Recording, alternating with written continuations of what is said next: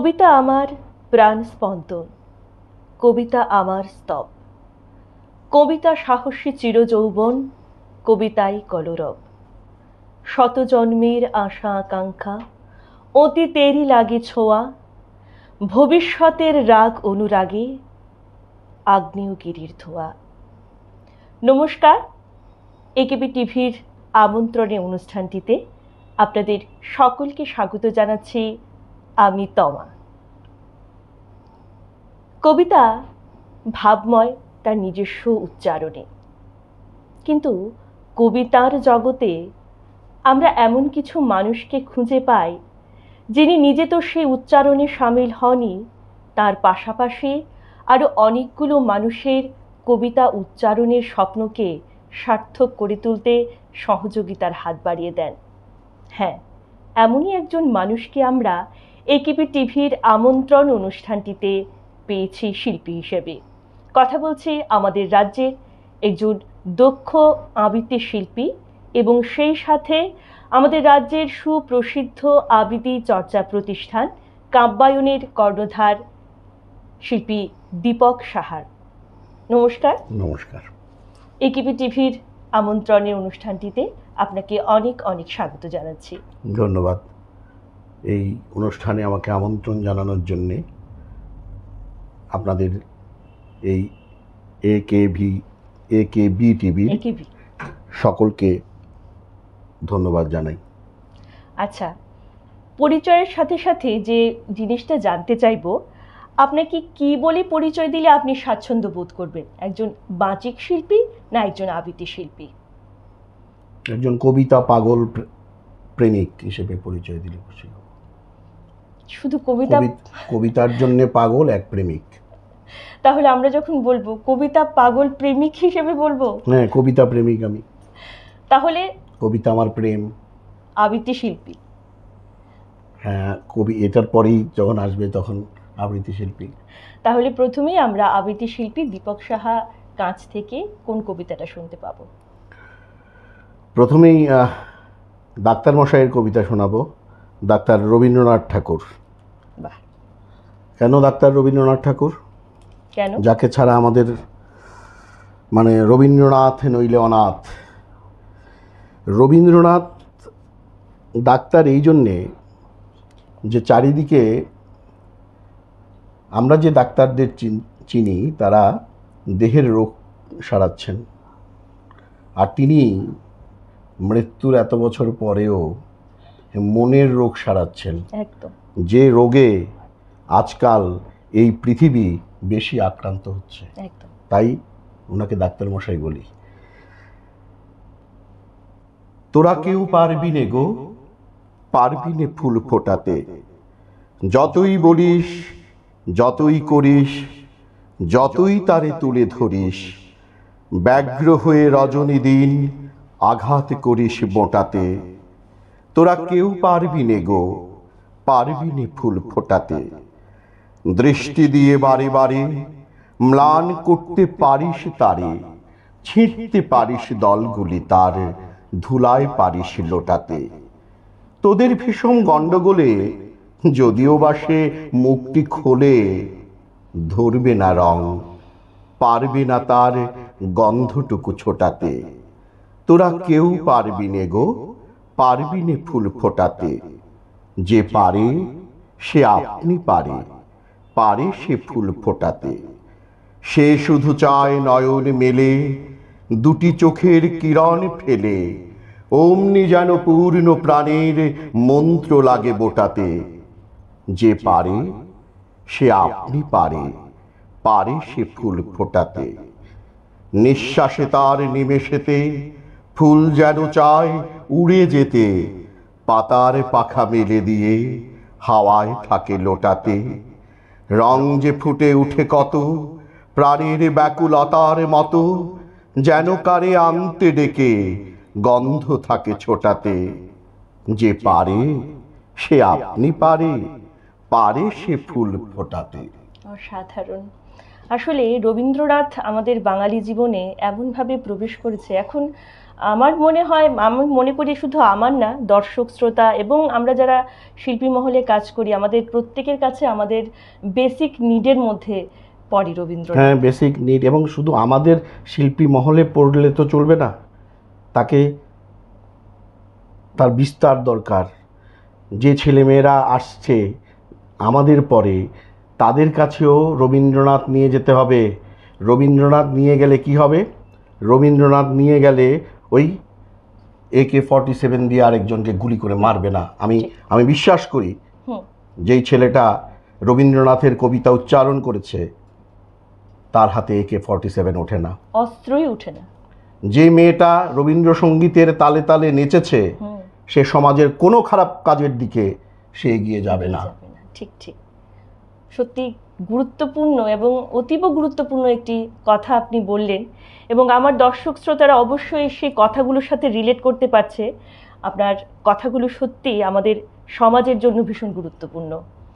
আর রবি ঠাকুরের প্রেমিক তো প্রথমেই বুঝে গেলাম, এবং কবিতা প্রেমিক মানুষ, রবি ঠাকুরের কবিতায়ও আপনি একেবারে আত্মহারা, বুঝতেই পারলাম।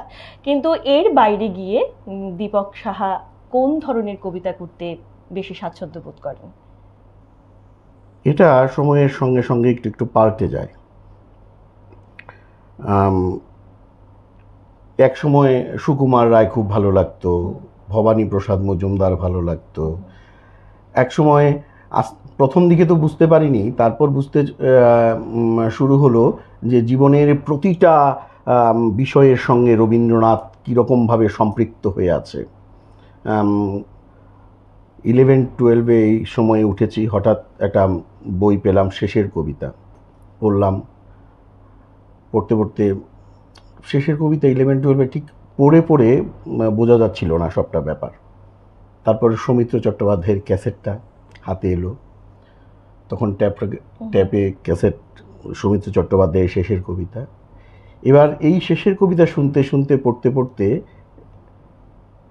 আবিষ্কার করলাম, তখন একটু একটু প্রেম প্রেম মনে চলে এসছে 11-12-এ। আমি যাকে খুঁজছি রবীন্দ্রনাথ কীভাবে জানলেন, উনি কীভাবে বুঝতে পারলেন কথাগুলোর সাথে রিলেট করতে পারা। হ্যাঁ, এই যে রবীন্দ্রনাথ, মনে হচ্ছে এই তো লাবণ্য, আমিও তো এরকম কাউকে খুঁজছি, এই রবীন্দ্রনাথ। হঠাৎ যেমন কিছুদিন আগে আমার বাবা চলে গেলেন, তার কিছুদিন পরে আমার ঘরে আমার সন্তান হয়, ছেলে। হঠাৎ রবীন্দ্রনাথের সঞ্চয়িতাতে চোখ, হঠাৎ একটা কবিতা নজরে এলো, বোধন। সেখানে রবীন্দ্রনাথ বলছে, ভরা পাত্রটি শূন্য করে সে, ভরিতে নূতন করি, অপব্যয়ের ভয় নাহি তার, পুণ্যের দান সরি, অলস ভোগের গ্লানি সে ঘোচায়, মৃত্যুর স্নানে কালিমা মুছায়। নারী, যে দ্বন্দ্বটা মনের মধ্যে চলছিল এর উত্তর তো এখানে আছে। রবীন্দ্রনাথ এরকমভাবে জীবনের চলার পথে প্রতি ক্ষণে ক্ষণে, প্রতিটি মুহূর্তে কীরকম যেন উনি যেন সব জানতেন, উনি যেন সব জানেন, উনি যেন কী সমস্যা হবে তার কী সমাধান, এর থেকে উত্তরণের কী পথ উনি বলে দিতে পারেন। আবার কোনো কোনো সময় ইদানিংকালে জীবনানন্দ দাশ খুব ভালো লাগছে। এরকম মানে কবিতা, ভালো কবিতা যেটা জীবনের সঙ্গে রিলেট করতে পারি, সেই কবিতাগুলো ভালো লাগে। যখন মানে বয়সের সাথে সাথে বা সময়ের সাথে সাথে কিছু কিছু প্রায়োরিটিটা ধীরে ধীরে চেঞ্জ হতে থাকে, তাহলে এখনকার প্রায়োরিটির মধ্যে আছে একটা কবিতা, যদি কিছুটা অংশ আমরা শুনতে পারি। দেখি কি আসে। ওই লাবণ্যের কথা বলছিলাম, সেই সময়কার 11-12 কলেজের প্রথম দিক, আরেকজন কবির প্রেমে পড়লাম, পূর্ণেন্দু বত্রী। এই কবিতাটার যে কথাগুলো আমাদের সবার সঙ্গেই, অনেকের সঙ্গে মিলে যাবে। যে টেলিফোন আসার কথা সে টেলিফোন আসেনি, প্রতীক্ষাতে প্রতীক্ষাতে সূর্য ডোবে রক্তপাতে, সব নিভিয়ে একলা আকাশ নিজের শূন্য বিছানাতে, একান্তে যার হাসির কথা হাসেনি, যে টেলিফোন আসার কথা আসেনি। অপেক্ষমান বুকের ভেতর কাসর ঘণ্টা শাঁখে রুলো, 100 বনের বাতাস এসে একটা গাছে হুলস্থুল। আজ বুঝি তার ইচ্ছে আছে ডাকবে আলিঙ্গনের কাছে, দিঘির পারে হারিয়ে যেতে সাঁতার জলের মত্ত নাচে। এখনো কি ডাকার সাজে সাজেনি, যে টেলিফোন আসার কথা আসেনি। তৃষ্ণা যেন জলের ফোঁটা, বাড়তে বাড়তে বৃষ্টি বাদল। তৃষ্ণা যেন ধূপের কাঠি, গন্ধে আঁকে সুখের আদল। খা খা মনের সবটা খালি, মরা নদীর চড়ার বালি। অথচ ঘর দুয়ার জুড়ে তৃষ্ণা বাজায় করতালি। প্রতীক্ষা তাই প্রহরবিহীন, আজীবন ও সর্বজনীন। সরোবর তো সবার বুকেই, পদ্ম কেবল পদ্মানসীন। স্বপ্নকে দেয় সর্বশরীর, সমক্ষে সে ভাসে না, যে টেলিফোন আসার কথা সচরাচর আসে না। দারুণ, সত্যি একটা ভালোবাসাময় একটা পরিবেশ আমাদের স্টুডিওতে তৈরি হয়ে গেল। পূর্ণেন্দু পুত্রীর কবিতা, আমার ব্যক্তিগতভাবে পূর্ণেন্দু পুত্রীর কবিতা ভালো লাগে। হ্যাঁ, পূর্ণেন্দু পুত্রীর এই রবীন্দ্র পরবর্তীকালে যে মেঘ সমস্ত পাহাড়ের কবিতাগুলো বিশেষত মানে আমাকে খুব ছুঁয়ে যায়। মেঘ খুব পাহাড় শক্তিশালী কবি সেই সময়। আর আমরা যখন বিষয় নিয়ে কথা বলছি, এক এক সময় জীবনের এক একটা বয়সে যখন প্রায়োরিটিগুলো চেঞ্জ হয়, তখনকার কবিদের মধ্যে যেরকম শক্তি ছিল সমাজের প্রেরণা হয়ে ওঠা বিভিন্ন বিষয়গুলি, আপনার কি মনে হয় বর্তমান সময়ের কবিতাগুলো আমাদের জীবন বা সমাজের উপযোগী বা কতটা প্রভাব বিস্তার করছে আমাদের জীবনে? কোথায়, সমাজে না ফেসবুকে? আমাদের জীবনে এবং সমাজে। জীবনের সমাজে সংখ্যাটা কমে গেছে, ফেসবুকে বেড়ে গেছে। কবি সংখ্যা এমনিতে বাঙালিরা আগেও এটা আমাদের চর্চার মধ্যে ছিল যে একটু প্রেম বিরহে কবিতা লিখবে, কিন্তু এখন বিষয়টা এরকম না। আমরা দেখেছি যে কাজী নজরুল ইসলাম, রবীন্দ্রনাথ, সেই সময়টাতে দেখেছি দেশ যখন পরাধীন, কবিরা কীরকমভাবে তার কলম কিভাবে অস্ত্রের মতো কাজ করেছে। আজকের সমাজে যে জিনিসগুলো দেখছি, খুব কম সংখ্যক কবির সংখ্যা যত দেখতে পাচ্ছি, তার খুব কম সংখ্যক কবি এই সমস্যা নিয়ে বলছে। ও বীরেন্দ্র চট্টোপাধ্যায়ের একটা কবিতার লাইন খুব মনে পড়ছে, কবিও আজ বেশ্যার সমান।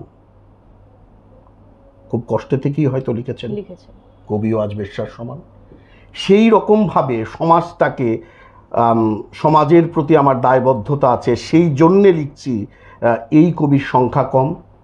আবার কিছু কিছু কবি খুব শক্তিশালী, কিন্তু তারা তাদের স্বার্থের কাছে মেরুদণ্ডটাকে সোজা রাখতে পারছে না। আর একটা বিশাল সংখ্যা আছে, ওরা ফেসবুকে ফেমাস হওয়ার জন্য কবিতা লিখছে, পাঠও করছে। পাঠের ব্যাপারটায় আসবো, পাঠও করছে। তাহলে বলছেন যে আমাদের সমাজে এবং আমাদের জীবনে প্রায়োরিটিটা এখন আর সেই আগেকার দিনের মতো নেই, দায়বদ্ধতার জায়গাটা অনেক কমে গেছে। ঠিক।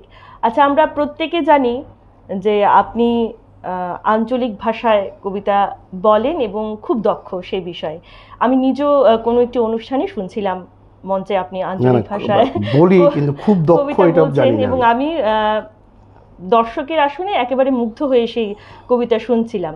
তো আমাদের দর্শক বন্ধুরা যারা এই মুহূর্তে অনুষ্ঠানটি দেখছে, ওদের জন্য যদি আপনি একটি আঞ্চলিক ভাষায় কবিতা আমাদের শোনান। একটা কবিতা আমার খুব কাছের একজন, আমাকে গড়ে তুলতে যারা সাহায্য করেছে, যারা গড়ে তুলেছেন তাদের মধ্যে একজন ডক্টর ননীগোপাল চক্রবর্তী। ওনার একটি কবিতা 21-এ। মারে তোর মুখের কথা কি মাতৃভাষা, মারে তোর আসলে কি আমার সুখের ঘরের চাবিটা বান্দা। আজকা গল্লারা দিতে গিয়া এরে জিগাই হেরে জিগাই, কেউ খোঁজ দিতে পারে না। চাবিটা পাইলে ফুরান তরঙ্গটা খুলতাম। জানোস মা, এই দেশ থেকে সেই দেশ ঘুরতে ঘুরতে ঘুরতে ঘুরতে রিফিউজি হইয়া গেছি। ভাই আমার কলজার রক্ত দিয়া দেশ আনছে, বাসা আনছে। সেই দেশ আমার ভাত আনতাছে। আমার ফুলার কোনো দেশ নাই, হ্যার লেগা বাসা নাই, হ্যার লেগা এ তোর কথা বুঝতে পারে না। তুই কইবি এই বুবার লাহান কথা কয়।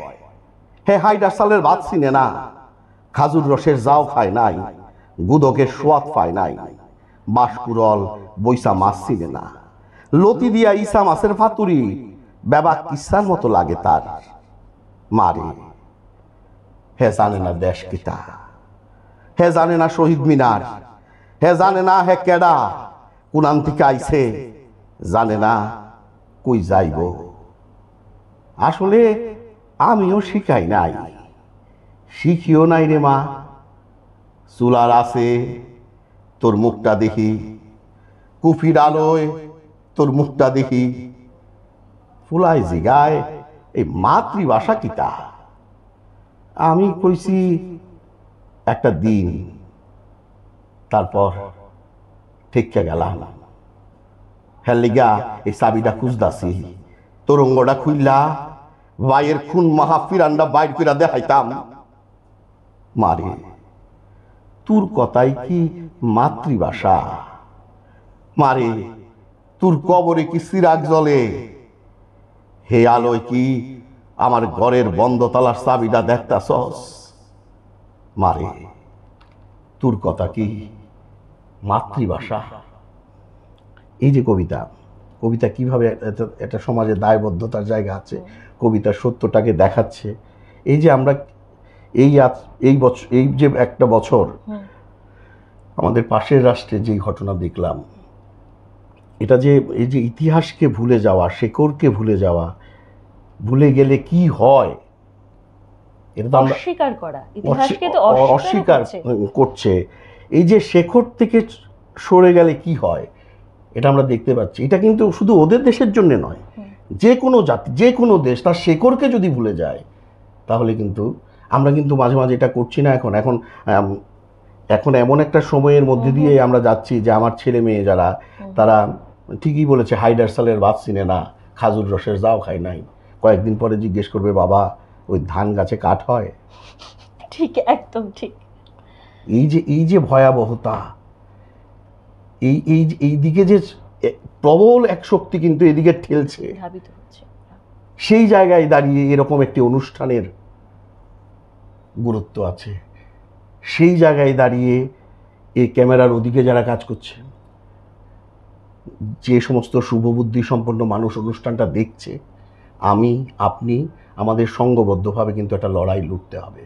ঠিক, না হলে কিন্তু যে বিশাল পরিমাণ তাদের শক্তি, এদের সামনে কিন্তু আমাদের পরবর্তী প্রজন্ম হার মেনে যাবে। শেকড়টা কিন্তু এখন তো খুব নড়বড়ে অবস্থাতেই আছে আমাদের, মানে এই জায়গায় আমাদের গুরুত্ব কিন্তু আছে, শুধু ফেসবুকে না, কিন্তু মাটিতে। এবং কবিতাটা যে শুনলাম, মনেই হচ্ছিল যে আমার ঠাকুরদা, আমার বাবা কথাগুলো বলছে, মানে মনেই হচ্ছিল যে শুধু একটা কবিতা শুনছি, আবৃত্তি শুনছি। যে সময় এসছে আপনি ঠাকুরদা বলবে, পাশের বাড়ির একজন স্মার্ট ঠাকুরদার নাম বল, নিজেরটা লুকিয়ে রাখ। এইদিকে যাচ্ছি তো আমরা। ঠিক ঠিক ঠিক, খুবই গুরুত্বপূর্ণ আজকের আলোচনা। আমাদের দর্শক শ্রোতারা অবশ্যই রিলেট করতে পারবেন, এবং আমরা থাকবো আলাপচারিতায়, আমরা থাকবো অনুষ্ঠানে। নিয়ে নিচ্ছি ছোট্ট একটি বিরতি, খুব দ্রুত ফিরছি বিরতির পর, সঙ্গে থাকুন আমাদের।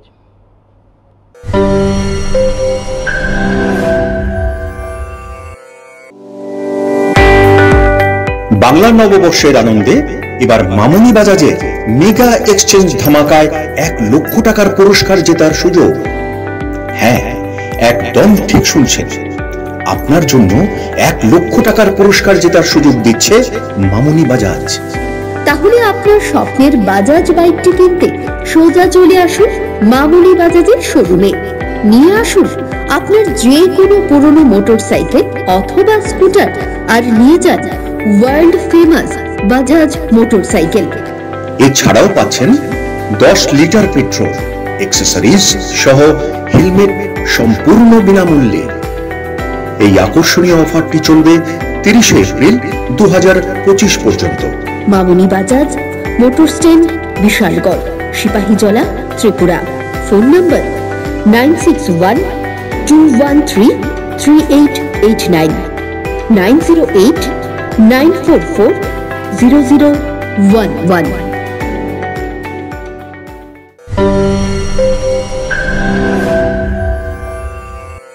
ফিরে এলাম বিরতির পর। আপনারা দেখছেন একিবি টিভির আমন্ত্রণে অনুষ্ঠান এবং আমাদের সাথে রয়েছেন রাজ্যের সুনামধন্য আবৃত্তি শিল্পী দীপক সাহা। আপনি একজন শিক্ষক, বহুদিন ধরে কাব্যায়নের সাথে আপনি জড়িয়ে বহু ছাত্রছাত্রীদের আপনি প্রশিক্ষণ দিচ্ছেন আবৃত্তির। ভবিষ্যৎ প্রজন্ম যারা আবৃত্তি শিক্ষায়, বাচিক শিক্ষায় যারা দক্ষ হয়ে উঠতে চান, তাদের জন্য আপনি কি কি করণীয় একটু যদি বলেন।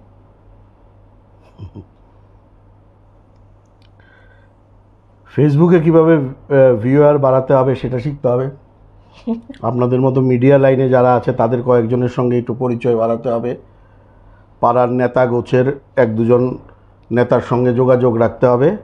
আর কবিতা বললে যে এটা সবচেয়ে সহজ জিনিস, কবিতা এটা পড়লেই হয়, আর ওদের আশীর্বাদ থাকলে এটা হয়ে যায়। তাতে তো দক্ষ আবৃত্তি শিল্পী হয়ে ওঠা যায় না, পরিচিত মুখ হয়ে উঠতে পারে।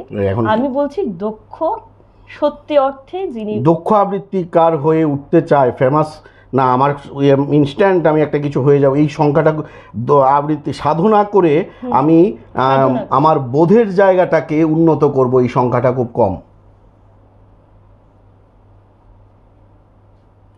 সব বেশিরভাগ কবি, বেশিরভাগ আবৃত্তি, আমি আমার জায়গাটার কথা বলছি, আবৃত্তিকার যারা, এটা খুব সস্তার হয়ে গেছে।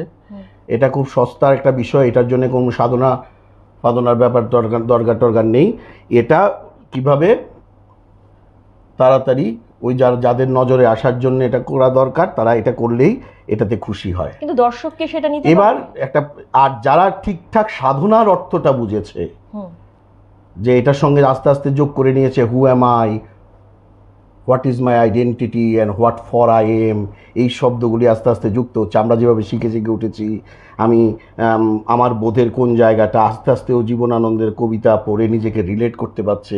রবীন্দ্রনাথের আসলেই হাততালির জন্যে নয়, ওই কীভাবে একটা অনুষ্ঠান পেয়ে যাবে তাড়াতাড়ি, এর জন্যে নয়, এখানে একটা সাধনার বিষয় আছে। আবৃত্তি সর্বশাস্ত্রানাং বোধাদৌপি গরীয়সী, বোধের জায়গা থেকে তো এটার মধ্যে একটা গুরুমুখী বিষয় আছে, একটা সাধনার বিষয় আছে। যারা শিখতে চায়, কেন উত্তরটা এরকমভাবে দিলাম, বেশিরভাগই একটা আসে যে কয়টা পুরস্কার পেলো, বাচ্চা কি চাইলো এর জন্য আসে না, মেরে টেরে নিয়ে আসে, ওরা এসে আবৃত্তি সে বোকার মতো বসে থাকে। এদের সেই ভালোবাসাটা জন্মায় না, মা বাবার ইচ্ছা একরকম বিষয় আসছে। আরেকটা একটু বড়, এইবার ওরা বুঝে গেছে যে আস্তে আস্তে কীভাবে, আমি যে বললাম এই কাজগুলো করতে হবে, কিভাবে ফেমাস হতে হবে, ফেসবুকে একটা রিল বানাতে হবে, এর জন্যে বেশি আসছে। আর এই সংখ্যাটা এরপরেও এখন তাহলে কি কোনো মাধ্যমে কি ভালো ছেলে মেয়েরা আসছে না? কম আসছে, কিন্তু যারা সাধনা শব্দটা বুঝতে পারছে না, আমার এর জন্যে সাধনা করতে হবে, আমার যে এর জন্য পড়াশোনা করতে হবে, এর জন্য আমার আগে যে অভিজ্ঞতা সম্পন্ন যারা এই পথটা হেঁটেছে তারা কি অভিজ্ঞতা অর্জন করেছে, এটা আমাকে জানতে হবে। এই সংখ্যাটা খুব কম।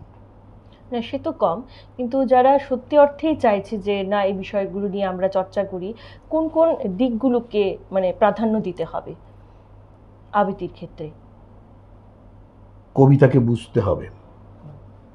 একটা সময় কবির যে, আমি যদি বলি যে কবি সন্তান কবিতা, বা কবির একটা ভাবনা, হ্যাঁ, রবীন্দ্রনাথ যেমন বলেছেন কবিতা কল্পলতা, তার যে কল্পনা, কবির যে কল্পনা, কবির যে কথা, সেটা এক সময় পড়তে পড়তে আমার হয়ে যেতে হবে, আমার বোধে, আমার ইয়েতে আমার কথা হয়ে যেতে হবে। এই যে বোধের যে আবৃত্তির ক্ষেত্রে কিন্তু এই বোধের জায়গাটা খুব দরকার। আর যেহেতু আমরা এমন একটা অঞ্চলে থাকি, ঠিক সেখানে ঠিক শুদ্ধ বাংলাটা আমরা সবাই উচ্চারণ করি না, সেদিকে একটু নজর দিতে হবে। এটা কি কিছুদিন এই অভ্যাস চলে আসলে, একটু পড়াশোনা করলে, গ্রামারটা একটু জেনে নিলে এটা সম্ভব। আর নিষ্ঠা ভরে পড়তে হবে, পড়তে হবে, পড়তে হবে। রবীন্দ্রনাথ না, ওই যে শুনেছি উনি খুব বিখ্যাত হয়েছে, ওনার একটা কবিতা শুনেছি, এই কবিতাটা আমার খুব ভালো লেগে গেছে। ইউটিউব দেখে দেখে তো এখন কবিতা আছে, কিন্তু এই যে আমি রবীন্দ্রনাথের সঞ্চয়িতাটা পড়লাম না, আমি জীবনানন্দ দাশটা পড়লাম না, আমি জানলাম না যে বিদ্যাপতির পরে মাইকেল এসে কীভাবে কবিতার স্ট্রাকচারটাকে ভেঙে দিল, মাইকেলের যে যাত্রা এটা রবীন্দ্রনাথ এসে কীভাবে আবার মোড় ঘুরিয়ে দিল, রবীন্দ্রনাথের এটার থেকে কীভাবে জীবনানন্দ দাশ সম্পূর্ণ মুক্ত হয়ে গেল, তারপরে আবার পূর্ণেন্দু বত্রী, সুনীল গাঙ্গুলি, শক্তি চট্টোপাধ্যায়, বিষ্ণু দে, ওরা কিভাবে আবার আরেকটা জগৎ তৈরি করলো, তারপরে এখন আবার যখন দেখছি জয় গোস্বামী লিখছে, আবার কিভাবে রাস্তাটা চেঞ্জ হয়ে গেল। এই যে এই পড়াশোনাগুলো না জানলে, পড়াশোনাগুলো না করলে তখন হবে না। আপনি কি মনে হয় আমাদের যে নতুন প্রজন্ম, আপনি তো অনেকদিন ধরেই দেখছেন এবং অনেক ছাত্রছাত্রী আপনার রয়েছে, নতুন প্রজন্ম কবিতার ভাবাবেগের সাথে কতটা সম্পৃক্ত হয়ে যাচ্ছে, হচ্ছে কি হচ্ছে না? আমার কাছে সংখ্যাটা, আমার ব্যক্তিগত মত, আমার সংখ্যাটা কম।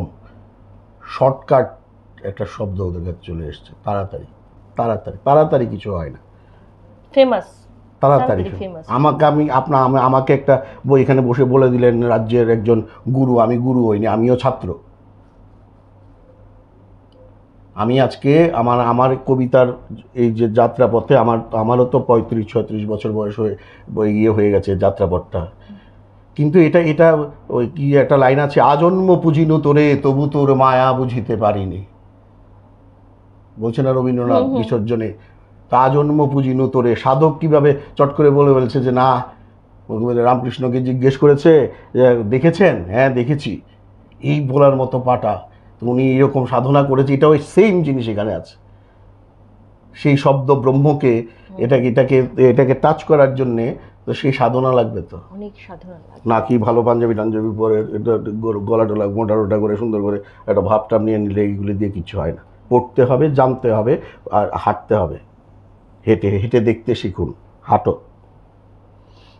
এই মেসেজটা আমাদের তরুণ প্রজন্মের জন্য, যারা ক্যামেরার ওপাশে বসে কবিতাগুলো শুনছো, যারা ভাবছো যে দক্ষ আবৃত্তি শিল্পী হয়ে উঠবে, সত্যি এই বিষয়গুলো যিনি আমাদের স্যার আজকে তুলে ধরলেন, এই বিষয়গুলো সত্যি খুব গুরুত্বপূর্ণ এবং এই বিষয়গুলো আমাদের মনে রাখা উচিত।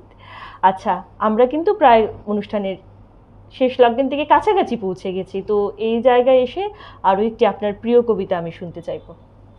আচ্ছা, এই কবিতাটা তোমার জন্যে, তুমি খুব আঞ্চলিক ভাষা বলছিলে, এটা তোমার জন্য পড়ছি। আর রবি ঠাকুর হ্যাঁ, তোকে বসে খে গ্রামে লিয়া যাব, শহরে তোকে লাচায় কোদায়, ব্রিজ বানিয়ে সোয়া করায়, রাস্তা বানিয়ে রোদে পুরায়, সি যাতনা না সইব। আর রবি ঠাকুর হ্যাঁ, তোকে এ বসে খে গ্রামে লিয়ে যাব, গ্রামে তোয়ার লাইবেক ভালো, মানুষ মুরা কালো কালো, মাটির উঠান ঘরকে চল, শহর পানে আর যাইতে নাই দিব। আর রবি ঠাকুর হ্যাঁ, তোকে বসে খে গ্রামে লিয়ে যাব, তোকে সাহস দিব, পিড়িতে দিব, কাঁঠাল পিড়ি পেইতে দিব, গিজিংঘিনা মাদলে দিব, করম ফুলের মালা দিব, সিগুন ফুলের টুপুর দিব, শাল মাউলের ছায়া দিব। ঠাকুর পেন নাম হই কোনো কথা না শুনিব। আর রবি ঠাকুর হ্যাঁ, তোকে এ বসে খে গ্রামে লিয়ে যাব। দারুণ দারুণ। রবি ঠাকুর আসলে সকলের, মানে রবি ঠাকুর এমন একজন মানুষ বলা যায় না, আমাদের কাছে উনি পরম পূজনীয়, ঈশ্বরতুল্য।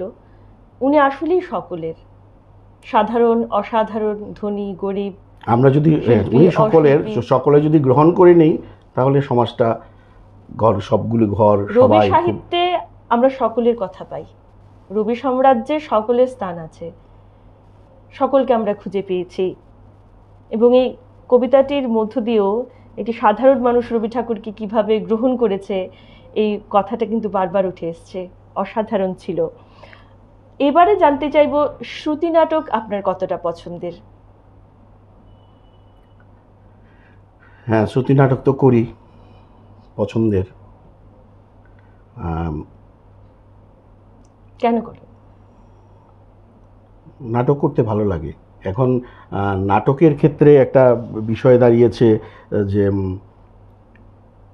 বিভিন্ন কারণে নাটকের দলগত যে বিষয়টা, এটা একটু মানে আমার ব্যক্তিগত জীবনে একটু কঠিন হয়ে উঠছিল।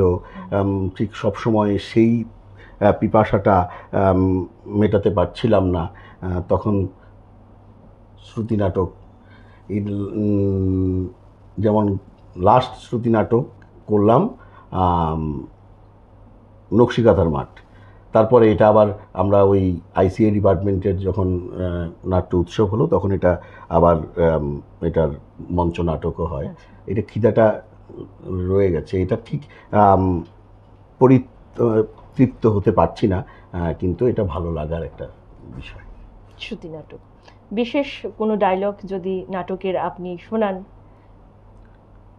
এই যে বললাম, একটা লাইন একটু আগে বলে নিই। প্রথম যেটা শ্রুতি নাটক করতে গিয়ে প্রথম যে লাইনটা খুব বেশি প্রিয় হয়ে গিয়েছিল সেটা হচ্ছে শেষের কবিতার, দোহাই তবে একটুকু চুপ কর, ভালোবাসি বাড়ি দে আমারে অবসর। হ্যাঁ, এবার ডায়লগ যদি হয় কতটুকু মনে আছে বলতে পারবো না। নকশিকাঁথার মাঠের নাটকটা শুরু হচ্ছে, আমি যে ক্যারেক্টারটা করছি, বাবুরা হে আমাদের এই ব্যাপার স্যাপার দেখে আপনাদের মনে কিংবা একটা প্রশ্ন দেখা দিল, আমরা কারা, কোত্থেকে এসি? এসি গো বাবু, আমরা এসি ওই নকশিকাঁথার মাঠ থেকে। বলো দুঃখের কথা বাবু, যত শুনবেন আর দেখবেন ততই টনটন টনটন করে উঠবে বুকখান। এতক্ষণে কিবা যাইতে আপনাকে স্বাদ হইতেছে গো বাবু। কোথায় কোথায় ওই নকশিকাঁথার মাঠখান, কোথায় বলবো, সব বলবো বাবু। এই আপনারার মনটারে কিছুটা জিজ্ঞাসাবাদ করেন, দেখবেন ঠিক ঠাওর ফাইয়া যাইবেন। দিনের পর দিন আমাগো মনে তারে বইয়ে বেড়াইতেছি গো বাবু, তাই কইলাম ওই নজর করলেই দেখতে পাইবেন তারে। আমাগো একটা পরিচয় আছে বাবুরা, আমরা হইলাম গিয়া ওই চাষার জাত। তাই ওই কথায় আর কামে যদি কিছু খিচুড়ি মনে হয় বাবু গো, হ্যাঁ নিজ গুণে ক্ষমা করে দিবেন আমাগো। গায়ের মানুষ আমরা, সাদা মাটা চাল চলন, তবু এই ভদ্রলোকের ঠাইয়াইয়া এই কথাবার্তা চাল চলনে আমাকে তালটা কিছুটা বেতাল হয়ে যাচ্ছে বাবু। তবু মনডারে অনেক বুঝে সুইজে এ সাহসে ভর করেও এই আপনাকে ওই আসরে আমাগো বড় স্বাদের এই নকশিকাঁথার মাঠখান মেলে ধরতেছি গো বাবু। এই বলে নাটকটা শুরু হয়। দারুণ দারুণ, এবং আপনার কণ্ঠে এত অসাধারণ লাগছিল। জানি না কখনো পুরো নাটকটা শোনার সৌভাগ্য হবে কি না, কিন্তু অপেক্ষায় রইলাম কোনো একদিন শুনবো। প্রথম সংলাপটাই এত মনোমুগ্ধ করছিল, পুরো নাটকটা অবশ্যই আমাদের সকলের ভালো লাগবে। আমরা আমাদের আজকের অনুষ্ঠান শেষ করব। আমাদের একিবি টিভির আমন্ত্রণে অনুষ্ঠানটিতে আসার জন্য আপনাকে অনেক অনেক কৃতজ্ঞতা, ধন্যবাদ। আপনার মূল্যবান সময় থেকে আমাদের সময় দিয়েছেন এবং অত্যন্ত ভালো লাগার, এই যতটুকু সময় আপনার সাথে কাটিয়েছি অত্যন্ত ভালো লাগার ছিল সেই মুহূর্তটা। এবং অনুষ্ঠান শেষ করার পথে যেতে যেতে আমাদের আজকের শিল্পী দীপক সাহা মহোদয়ের কাছ থেকে ওনার অনুভব নিয়েই আমরা অনুষ্ঠানটি শেষ করব। চারিদিকে কাটাতারে কাটাতারে, সাদায় কালোয়, বিভিন্নভাবে বিভিন্ন প্রভেদ তৈরি করে আমরা একে অন্যের বিরুদ্ধে লড়ছি। আমাদের এই রাজ্যেও যদি দেখি, কোনো কোনো সময় কেউ কেউ সমতল পাহাড় এই কথাটা বলে একটা বিভেদের জায়গা তৈরি করতে চেষ্টা করে। যদি পাহাড় সমতল, ভাই ভাই একে অপরের হাত ধরে উন্নতির পথে না হাঁটে, তাহলে কিন্তু সার্বিকভাবে সকলের অবনতি হবে, ঠিক লক্ষ্যে পৌঁছানো যাবে না। আমি কবি রাতুল দেববর্মন।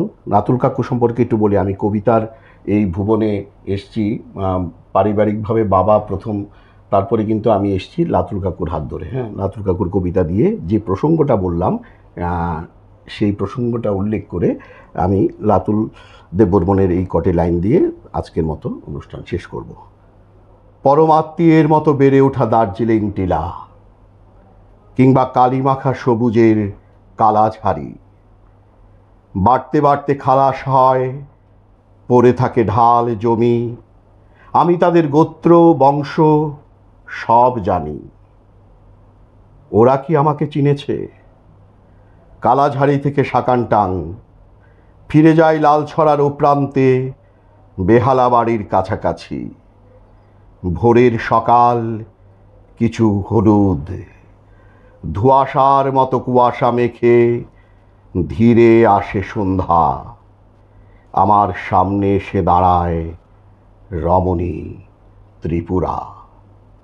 রমণীয় লিপ্সা নেই, তবু তার কাছে যাই, অন্য মানুষের কাছে। ওরা আমার হাতে তুলে দেয় মাটির গ্লাস, সঙ্গে হাঁড়িতে করে আনা হয় ভাতের তৈরি মোহিনী রস। হাঁড়ির ভেতর ভেসে ওঠে প্রিয় মানুষের ছবি। আমার কাছে কালাঝাড়িও যা, বেহালা বাড়িও এক।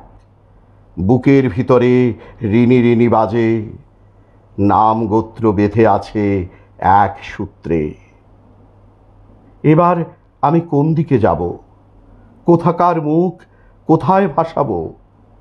আসলে কোথায় যে সুখ ছড়িয়ে ছিটিয়ে থাকে এক মুঠি ধান, নিষিদ্ধ বাতাসের গন্ধ, সঙ্গবদ্ধ স্লোগান।